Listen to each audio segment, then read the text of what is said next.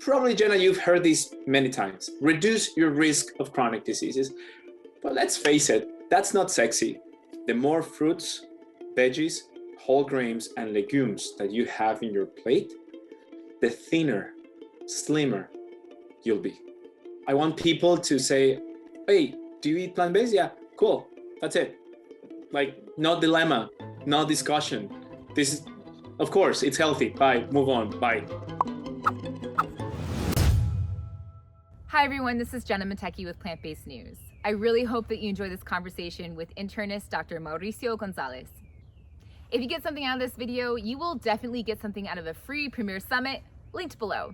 The summit features experts in the fields of lifestyle medicine and conscious living.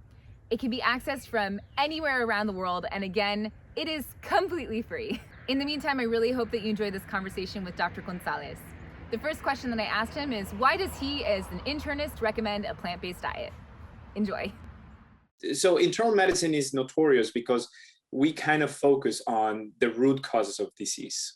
And although we know and we are aware that we cannot change all diseases through nutrition and exercise, we know that the most common diseases in the Western world are rooted in bad habits mostly.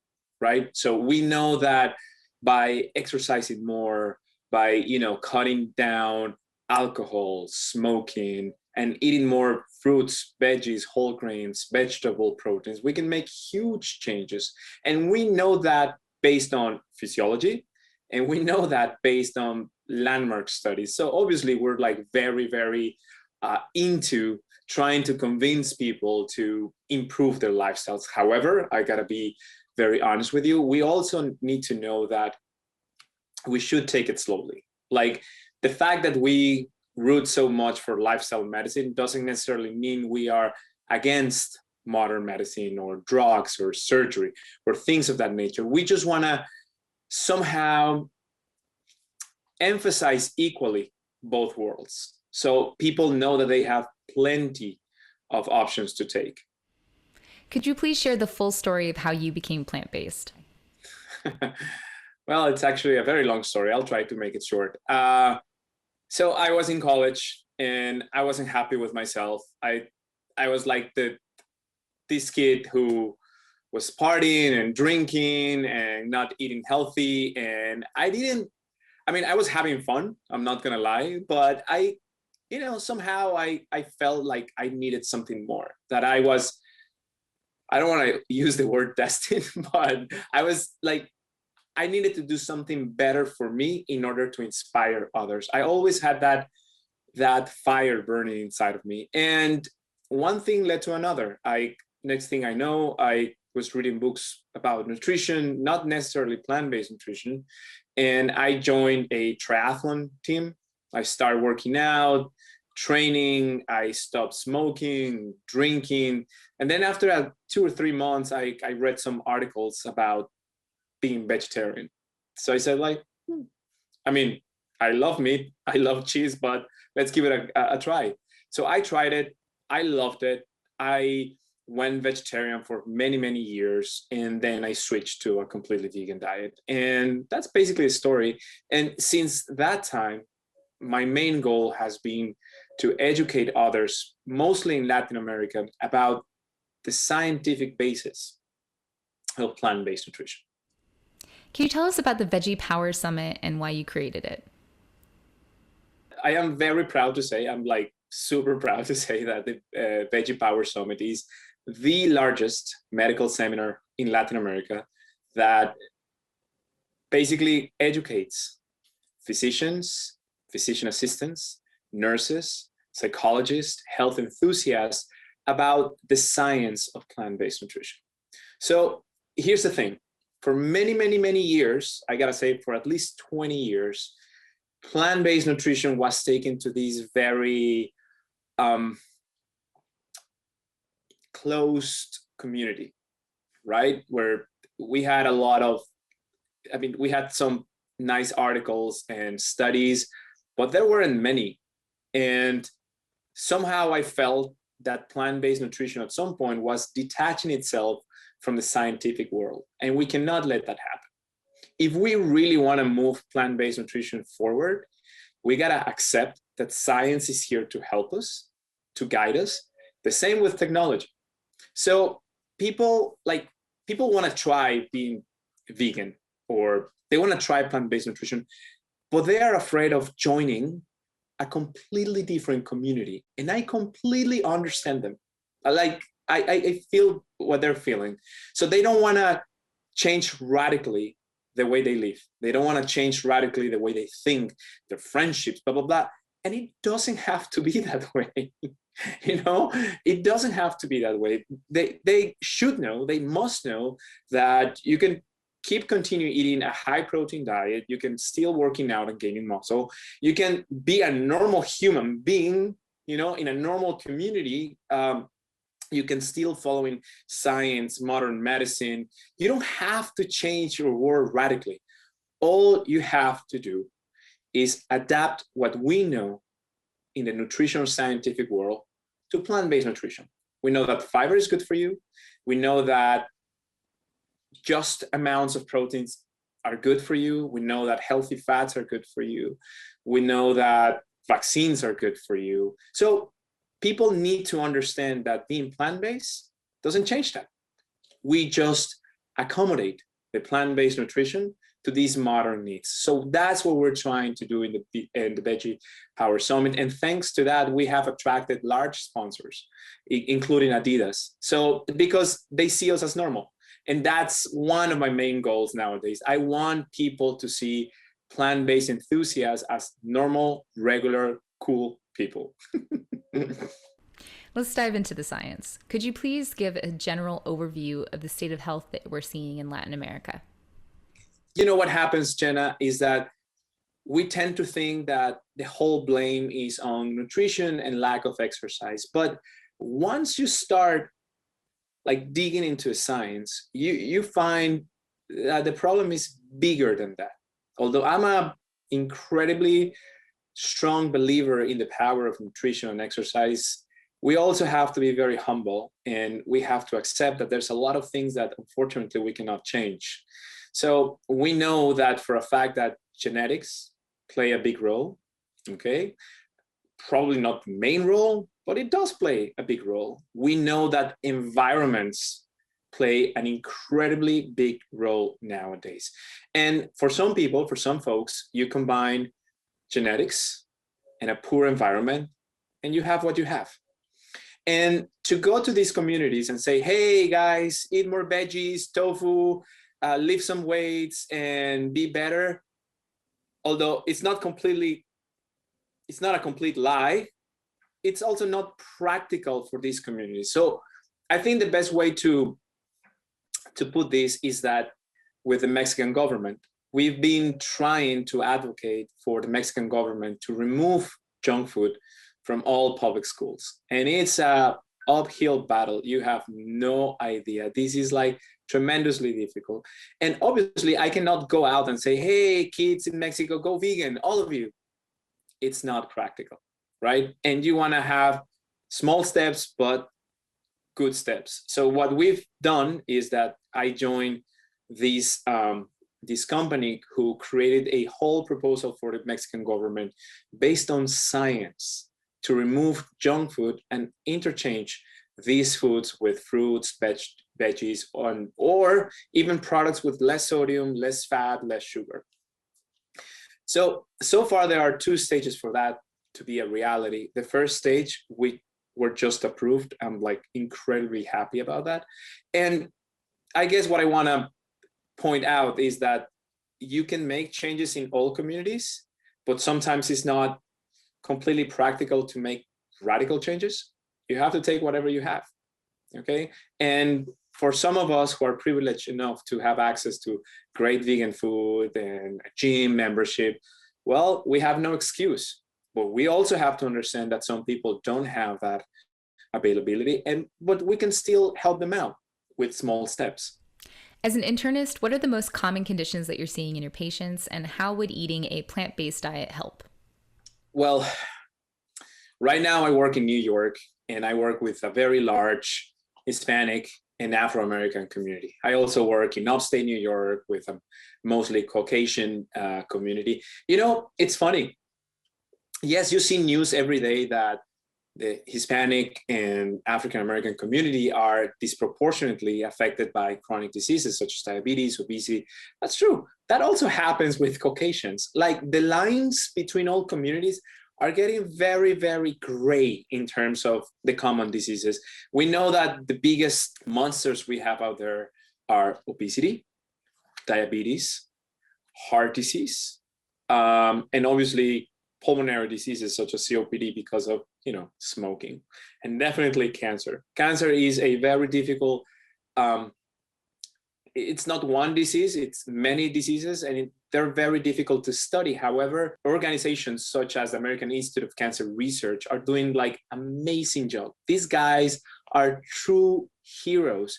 They are the ones that have been studying and lobbying for the things that no one wants to do, which is to remove junk food, to make plant-based nutrition more affordable, more normal to everybody. And those are the main diseases. And it's funny because as an internist, you have time in the clinic. However, right now I'm doing another specialty in emergency medicine. I'm about to finish. I'm 4 months away from graduating from emergency medicine. And it's amazing. I still talk to pretty much all my patients about diet and exercise. I don't impose. I always ask them like, do I have your permission to talk about lifestyle? And if they say yes, we have a very, very concise conversation, maybe 2 or 3 minutes about things that they can do that are practical and easy to do.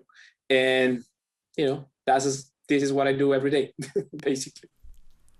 Could you give us that advice right now? What are you always saying to your patients? Yes, absolutely. So even though there are 5 things that we can do to have a meaningful impact in reducing the risk of chronic degenerative diseases, but probably, Jenna, you've heard this many times, reduce your risk of chronic diseases.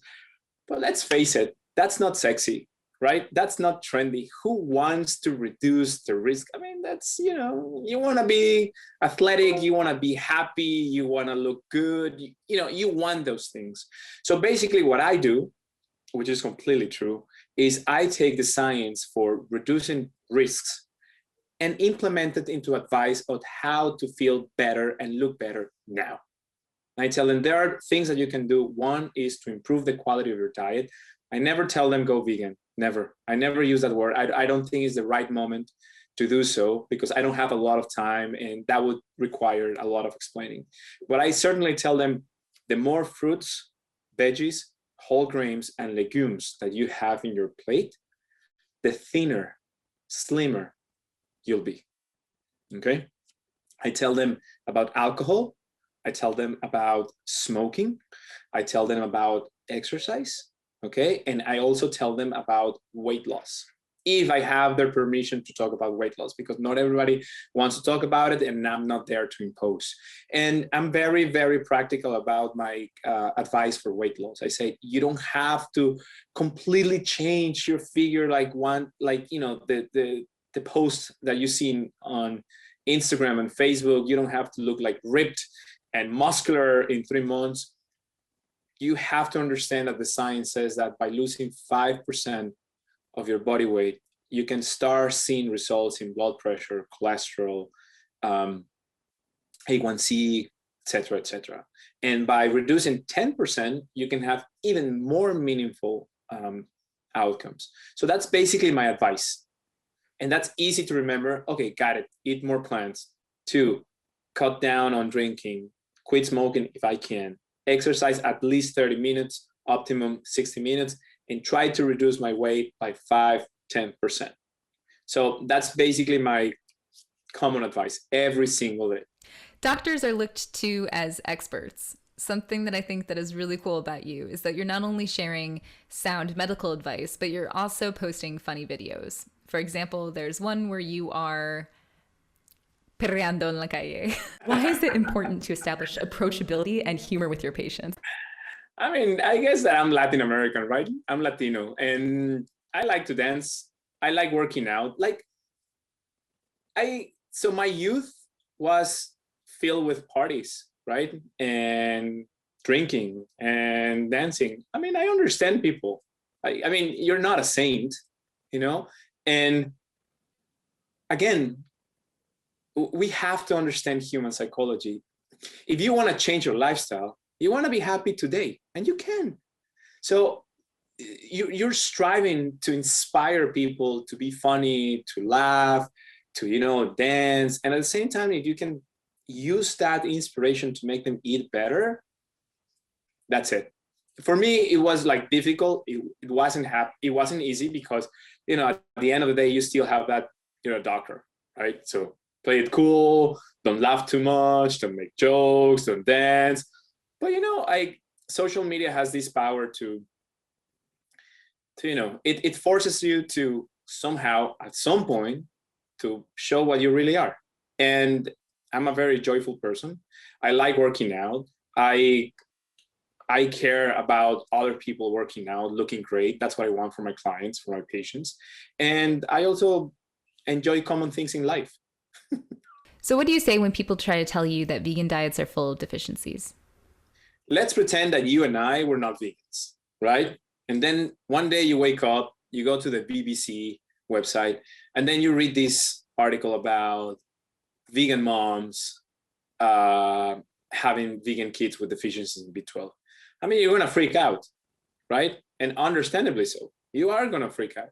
And any like young moms, young women will say, oh no, I don't want that for me, yeah, for my kid. And sometimes they don't read the articles and they don't understand what really happened. So I understand them. So the first thing that you have to do, and this is my rule of thumb, is laugh, smile, acknowledge that their doubt is well-founded, and explain in the better terms possible. Explain that what has happened in the past is that people thought that the vegan lifestyle was this unique, holistic, almost magical lifestyle, and that's not the truth. We have science right now that tells you, you know, the nutrients and how much protein you need to eat and healthy fats and all that stuff. And if you do that, if you follow common, like simple guidelines regarding calories, nutrients, supplements, and exercise, your life can be much better. And I'm not afraid to say it publicly, I've said it many times, is that if they don't want to go vegan, that's fine with me too. I said, can you go 70%? Can you go 60%? Can you go 80%? And if they say yes, I say yes too, and I'll treat them. Because one of the things that I like about being a doctor is that I live in this dual world. I mean, there's this plant-based enthusiast Mauricio, and there's also Dr. Mauricio. But above all, my duty is as a doctor, and I'm not there to impose anything to my patients. I have patients who are vegan. I have patients that are not vegan. And what I need to do, what I should do, what I must do as a doctor is help them in any way I can and in any way they want. So that way is easier, I gotta be honest, because sometimes the vegan world is kind of tough, right? Like you know, like people look at you like a saint or like someone who, and I don't think we should look at this world that way. We should be pragmatical, science-based. It has to be fun-based, right? Like, oh my God, I've been tagged so many times in these vegan discussions. They're so annoying, and they drain your energy, and they completely miss the point. Like so that's why I ask people just to think themselves as not vegans for 1 minute and understand how not vegans look at these discussions, right? Like, so yeah, I think that the frontier that the vegan world has right now is how are we gonna propel this movement forward? And my best advice right now is we're gonna propel it based on a pragmatical approach where science, technology, and human behavior psychology help us to perhaps not making people 100% vegan, but definitely moving towards a more plant-based lifestyle. So any additional vegetable in someone's diet is a good thing. Of course, of course. And multiple studies have shown that. Like, multiple studies have shown that if you work out 10 minutes is better than not working out at all, right? If you're drinking, I don't know, 10 beers per day, if you're drinking now 5, is obviously good. And you have to give people some sense of achievement. Think about it. When we were kids, I mean, that's the way it is. And it works for them. It works for me. I'm proud when I can conquer one single, minimal step, right? And that's true. We know that the more fruits, vegetables, whole grains, there was this landmark study in JAMA Oncology where colon cancer survivors had less incidence, had less re-incidence of colon cancer problems, complications by eating more whole grain fiber, right? So every little step counts. Every little step counts. And I found, I don't know about you, I'm sure you have your opinion about this, but making people happy about little steps, it's great for your psyche. It's great for your soul. It makes you feel good. And if you feel good, you want to continue doing great things instead of, no, you're not there. Okay. If you're not eating 100% of vegan diet, you're not there. This is not an achievement, which is completely not true. So many people in the US speak Spanish as their first language. Yet so much of this critical lifestyle medicine research and plant-based nutrition information is only in English. You could have just been a bilingual doctor and left it at that, but you have constantly been translating so much of this information into Spanish for your audience. Can you share with us a little bit about how you view your role in hopes of inspiring others to take it on too? Wow, Jenna, that's a great question. I think what we can do is that right now I'm living in New York. I'm Latin American. I speak Spanish. I guess the only thing that I can do is to somehow translate the information we have about vaccines and drugs and blah blah blah to Spanish and try to communicate my people. I gotta say that I'm very happy. I've been doing that for the last year, and I've had amazing rewards. Like I got emails pretty much every day, people saying, thanks to you, I wasn't afraid of the vaccine because I understood how it worked. And now I feel like confident. You basically broke down the numbers to us. So I think that is the thing that we can do, right? Somehow reach out to your community. Don't lose your community. Okay, inspire confidence in your community and try to inspire other doctors in their communities to do so. I think that's the best way to do. It's very hard to break habits, and Spanish-speaking people in the United States, even though they're living in the United States, they still want to hear from their people. They want to hear from their doctors. They want to be understood. It's just amazing. In my clinic, when I was doing my residency in internal medicine, I remember seeing the faces of Spanish-speaking people when they met me, and they were like, wait, do you speak Spanish? And I'm like, yeah. And oh my God, that was like a light for them because they could totally tell me about everything, their fears. And then you start realizing how important language is in that regard. Like, I understand when they come from.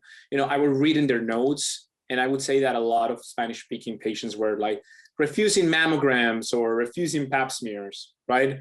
And then you would think, why? And then once you talk to them, it's not that they were refusing, it's that they didn't understand the need, how it reduces the risk of certain diseases. It's not they're refusing, it's like you do not understand. So I think it's very important that we speak to our people in their language, using words that they understand, and be compassionate about the things that they need to know. You've said, and I quote, "The answer isn't that the public is ignorant. Instead, it's that the medical industry hasn't figured out how to communicate clearly." Can you explain why? The reason why, that quote came from experience that I had when I moved to New York. I went to see my accountant, and my accountant was like talking to me about these insanely bizarre forms that I had to fill out. And I was like completely ignorant, right? And I felt very bad about myself. I was like, how is it that I don't understand this language? How come, like, me being a doctor, I cannot fully understand the language that this guy is using, right? And he was actually very he was actually quite upset that I wasn't understanding him. And I told him, listen, I just moved from another country and I don't understand the name of these forms or the numbers. So, you know, I don't understand the tax system here. You have to be, you know, slow with me because I'm coming from a different place. And then I realized that that must be the way a lot of patients feel when you talk to them in their office, right? When they hear these like fancy, crazy words as mammogram or LDL cholesterol or hemoglobin A1C, and you know, they must feel weird and they must feel like they're not going to express their ignorance about it. And it's not because they're ignorant about everything. It's just that they're ignorant about that specifically, which we are all ignorant about something. So then I started to realize that in order to build trust, you have to use simple words and you have to make them relatable. Like, again, one of the big problems, Jenna, with plant-based nutrition is that people think that it's this complex, magical, unique way to live, which is completely not true. So what I do in my computer, I always show them the Harvard Public Health website where they have this amazing plate that shows 50% of your plate should be filled with fruits and veggies. That's my first step. And I asked them, can you do that? Yeah, that's easy enough, right? I just choose the veggies I like, the fruits that I like. So I always ask them, can you please start with that for like 2 or 3 weeks? And then let's touch base again. And they're like, yeah. And then when they master that, I say, now 1/4 of your plate has to be filled with good carbs, right? The good stuff, quinoa, brown rice, or whatever they want, you know? And they're like, oh yeah, that's easy enough. And then the last part is protein. And I always like, you know, now I have a little bit more experience and to recognize, you know, the feelings of patients, right? And sometimes I know for a fact that they're not gonna want to go 100 plant-based. And I always basically negotiate with them. Like, can you make 50% of your protein intake vegetable protein? And they're like, yeah, that's doable. I mean, I don't have to give up chicken, turkey, but I can definitely eat tempeh, tofu, more lentils and things of that nature. And I'm like, good, let's go for that. And some people, they're like, no, I want to be like 80% vegetable protein. So I want to eat fully plant-based protein Monday, Wednesdays, and Sundays. And I'm like, good. And some people want to go 100%. I'm there for them. It doesn't matter how. So that's my stepwise approach. 50% of veggies for 3 weeks. That's the first step. Then carbs, and then finally protein. That's the way I deal with my patients. And then fats are easy because everybody likes avocado. Everybody likes olive oil, walnuts. That's kind of easy. I want to thank you for spending time with us right now because you are a doctor, you're an internist who specializes in emergency medicine. You are based in New York City, and right now we are experiencing a worldwide pandemic. What has it been like caring for your patients during this time? I mean, as a doctor, you deal with death every single day, but there's a pattern, Jenna. You see people who are, you know, 70, 80 with a bunch of comorbidities, unfortunately, cancer sometimes, like long-standing diabetes, heart disease. And although you feel very bad and very sad about losing the patients, you kind of understand that that's the life cycle, and you know, you have to accept it and you move on. However, this pandemic comes, and then late March, we start seeing young people dying. And when I say young people, I mean young people. A 32-year-old with 2 daughters who are like 5 and 2, or a 36-year-old female that just got to the United States, like an immigrant that just got to the United States, you know, seeking the dream. And that was soul destroying, to be honest, because you realize that as a doctor, even though you deal with death, you're not prepared to deal with these type of deaths in young people, previously healthy, and you start like going down that black hole where you start thinking these people are here to work, their husbands, wives, they haven't done anything wrong, but trying to provide for their families, this is not fair.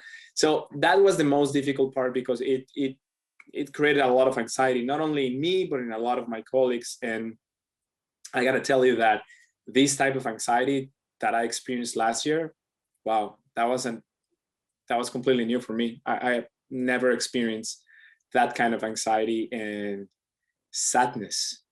And at the same time, you start accepting that this is like a worldwide event and it's beyond your power. And then you start getting a little bit of hope by, the science behind vaccines and how vaccines were quickly developed, and how vaccines are being rolled out now. And it's been a roller coaster of emotions. And you have to understand, Jenna, that New York was the epicenter of the pandemic. And, last year, we didn't have any data about anything at all. Like, we didn't know that steroids cut down mortality. We were given antibiotics. We were doing this and that. We had no clue what we were dealing with. And that was difficult, especially for us, since our minds are most of the time square-minded. We're square-minded as a medical community. We want to know the guidelines. How do I treat my patient? Based on what studies? And here you are treating a virus that you had no idea that it existed, and you have no data on how to move forward. So that was a challenging part. But now we're definitely at a different position. We're at different times, and I'm certainly looking forward to see how we're going to end this. How can plant-based eating be fun? So plant-based nutrition can be incredibly fun, like incredibly, because especially in the United States and the UK, we have like so many amazing plant-based products. Also, there's a lot of misunderstanding in the nutrition world regarding olive oil and meat and plant-based meats. People don't want to have them because they're like processed and things of that nature, which is completely not true. Again, so once you let a little bit of processed healthy foods into your life to make it like more normal, you can start enjoying plant-based nutrition. Like, I've seen a lot of videos of people who do raw vegan diets and blah, blah, blah. And a lot of people think that to be vegan is to be like that, like eating raw veggies and fruits. And, I don't judge, but definitely that's not fun for me. So I understand that a lot of people, don't want to experience that. And I completely understand them. So basically, like, showing people that we can eat like burgers and pizzas and nice salads and nice soups, and ramen, people are going to be like, oh, wow, I didn't know you can do that. There's a lot of companies that do these amazing soups with plant-based beef and chicken and noodles, and it's all plant-based and it's delicious. There are flavors that we're so used to it. So it's easier, and they're healthy. They're healthy. They're not hyper processed, filled with saturated fat and sugar. That's not true. Still has protein, still has fiber, antioxidants, So that's what I say, that technology, mostly food technology, will definitely make plant-based nutrition more desirable to people and easier to implement. So also, like, I personally love the new vegan eggs, like the Just Egg. Oh my God, the products from Gardein. Oh my God, I love them. It makes my life like so easy and delicious. So I always tell people, don't be afraid of these products, okay? As long as they have like a nice, like, you control the calories, the nutrients, they don't have an excess of sugars and saturated fat, they're good for you. Just take it easy, make your life simple. What are your goals as a plant-based doctor over the next 5 to 10 years? So I want to make the plant-based world common. I want to inspire people to see the plant-based world in general as something common, realistic, and practical. Like nowadays, you go to your doctor every year to get a flu vaccine because it's a flu vaccine. It reduces the incidence of death. It's a no-brainer. It's a duh, right? It's like you go, you do it. Why? Because science, boom. And you don't think twice about it, right? So that's what we have to do for the plant-based world. I want people to say, hey, do you eat plant-based? Yeah, cool. That's it. Like no dilemma, no discussion. This is, of course, it's healthy. Bye, move on, bye. You know, that's what I want to create. I want to inspire companies to invest in more plant-based technology, science, and the only way to do so is to be middle ground, to be fun, and to understand that we can all grow together. Last question. What would you like to eat later today? Well, I love seitan. I love it. I love seitan with veggies, like in a wok style with Korean sauce.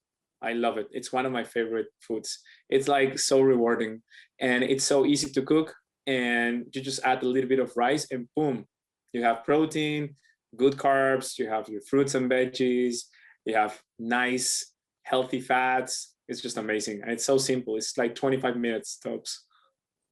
The global pandemic has changed our world forever. Millions of lives have been lost, and tragically, it's not over yet. And here's something that's really kind of important. Some of the biggest COVID-19 risk factors are what's called comorbidities. These include obesity, cardiovascular disease, type 2 diabetes, and other chronic illnesses. And the good news here is that whether or not you ever get COVID-19, the food you eat and the choices you make today have the power to shape your destiny and your health for the rest of your life. Right now, it's more important than ever to clean up your diet, to eat the foods that support your immune system. Scientific studies show us that eating the right foods can help you prevent and even reverse cancer, type 2 diabetes, autoimmune conditions, obesity, can help prevent Alzheimer's. And these foods really are your number one way to strengthen your heart, your brain, your microbiome, and your immune system. They can help you to have lasting energy, more satisfying sleep, and to set you up for a long, happy life. I'm Ocean Robbins, host of the Food Revolution Summit, and I want you to know the truth about your food. That's why my dad and colleague, 2 million copy best-selling author John Robbins and I have teamed up with 24 of the world's most brilliant, revolutionary experts to bring you this year's biggest breakthroughs in food and health. And because this information is so important, right now more than ever before, we're offering it to you completely for free. In this, the 10th anniversary Food Revolution Summit, you will find out what's really going on behind the scenes in our food system. You'll find out which foods you need to avoid and what the leading edge of medical science is discovering about how you can optimize your immune health, your brain health, and your heart health. Most importantly, you're gonna find hope for your future and real, actionable, scientifically grounded solutions that can improve your life and your world starting today. I can't wait to share it all with you. Remember, it's completely free, so go ahead and sign up right on this page. All you need to do is enter your name and email to reserve your spot right now. And I'll see you in the summit.